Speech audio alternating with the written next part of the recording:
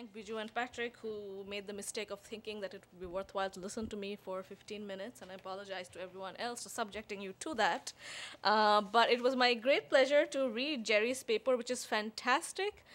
So you should all read the paper, and I completely sympathize. As a person who presents qualitative research all the time with interview-based data, which are not numbers, I completely sympathize with the dilemma of like presenting such rich ethnographic stuff in like 15 minutes. I did have a very organized set of comments, and as the day went along, it's more organized with all these penciled comments in the border. So I'm going to see. So one set of comments will be sort of, reaffirming the basic points that I got from Jerry's paper, linking it to some of the research I did for in the context of microcredit groups in India, and illustrating how some of the very similar processes play out in a very different context, and then raising some sort of further questions which sort of, require clarification.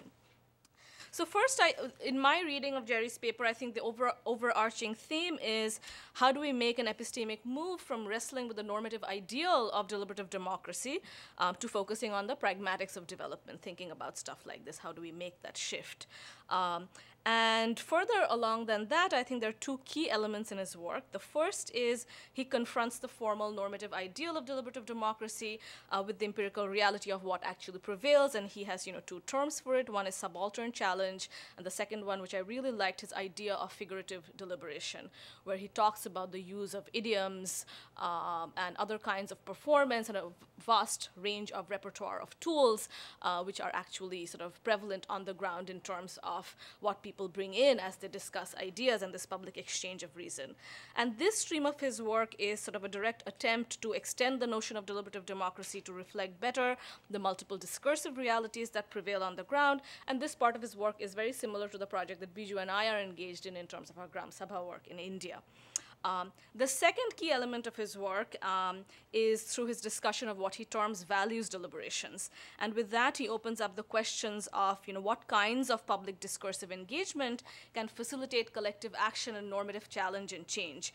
And this part of the paper comes very close to a field that I've become familiar with in the course of my research, which is the sociology of norms, on which there is a large literature, and especially how social networks are very sort of or the role they play actually, whether effective or not, in terms of helping change and challenge norms, and reminded me of the works of Karen Cook and Russell Hardin, as well as Douglas Hackathon's work also in the context of HIV in Africa. Because if you really think of it this way, I mean, the normative literature on deliberation tells us that much of the ideal goal of deliberation will be to alter preferences, whether to develop a consensus or to enable individuals to refine their own preferences by listening to others. So in effect, we have the same goal, and the basic question is, are there other paths than the normative ideal of deliberation of reaching the same preference-altering effect? And I think that's one of the key ideas that he is exploring. On that theme, so one distinction to be made is, when you compare the Gram Sabha type deliberation, which is deliberation that happens in a citizenship context, which is deliberation which has some redistributive effect and tied to making claims on government resources and money, whereas this kind of deliberation, also the microcredit setting deliberation, is a little bit different because this is non-citizenship deliberation, more about social values and norms, and doesn't have sort of direct redistributive effect, but much more of a direct normative effect in that sense. Two different kinds of deliberation. Also, one thing I think which has come up today, especially when I think of Susan and Anne's presentation, and there is a link here with Jerry's stuff as well. So in terms of contending with the reality of the deliberation that actually prevails on the ground, I think what has emerged today is that there is somewhat of a range, and on one end of the range you have didactic and instructional approaches which sort of pass under the label of deliberation, and on the other hand you have sort of the ideal of deliberation. And I'm going to, with two examples now, I'm going to illustrate how even within the same intervention you can have both modes operating, and we really don't need to make a prejudgment about instructional always being necessarily bad and deliberative always being necessarily good, that it can be either way. So my first microcredit example is I was interviewing this woman about, so the main question was mechanisms through which microcredit enables women's agency or not, etc. So anyway, so she was talking about stuff, and suddenly she started talking about so she was the leader of the microcredit group, this 50-year-old Muslim woman, she starts talking about the leadership training she had attended 4 years back, right at the time the group was formed. And he talks about that she suddenly remembers the training session and begins to talk about the supervisor who was responsible for the training. And he says, he asked us, and it's very, very similar to sort of the response call situation, which sort of Anne was describing a little bit before. He asked us, say for instance, the husband earns 50 rupees, and he thinks his wife doesn't even earn 5 rupees. But that is not the case. And her voice picks up volume. Women too earn 50 rupees, but from where? Then the school teacherism, and she says, and he asked them, let me see if any of you can tell me from where. And he paused for answers from the women. And she says, some of the women tried, some were incorrect, some couldn't even think of anything. Then he explained, consider this, women tend to their cows, goats, and hens throughout the day. How much do they earn daily doing that? Or consider how much you'd have to pay if you employed a maid to do all the household chores. But husbands never have to pay their wives anything. That money is extra, so that is what women earn. And she says, but we'd never thought in that manner before. We'd never perceived it in that way. Then he said, okay, let's take independence. Men have all the freedoms, but why don't women have any freedoms? Because they can't protest, right?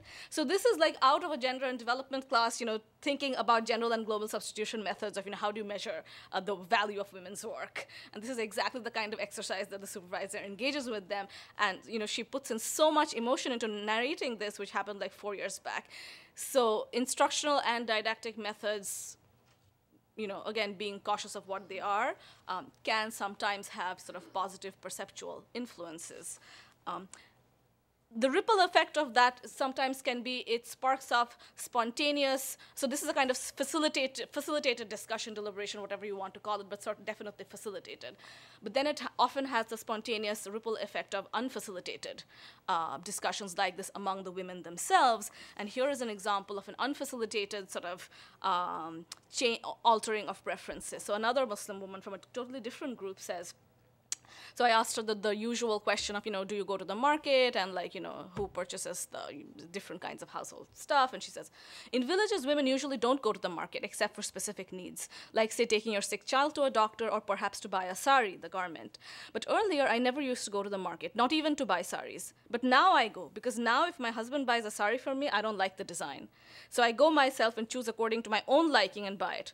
Before, I was afraid that people might comment that, look, what kind of a wife is she? If her husband chooses something for her, she doesn't like it.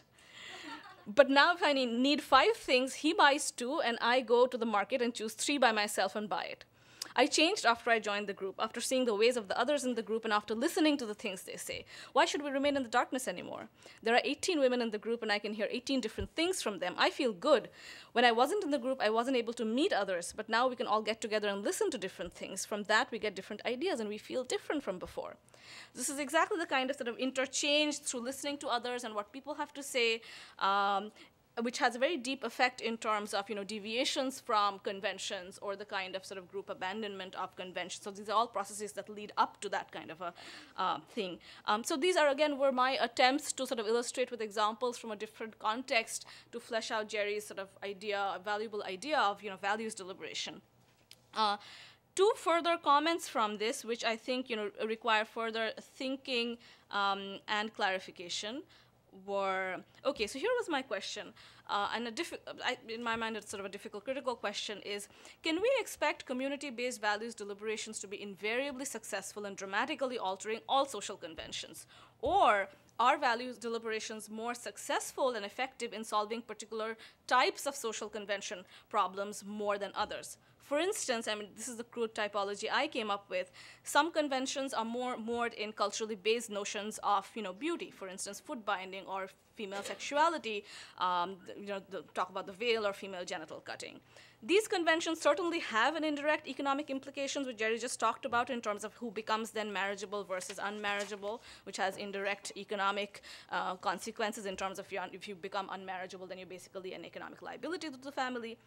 But there's another set of social conventions which are much more directly anchored in economic transactions. And here I'm thinking of systems of marriage payment, right? Like dowry and stuff.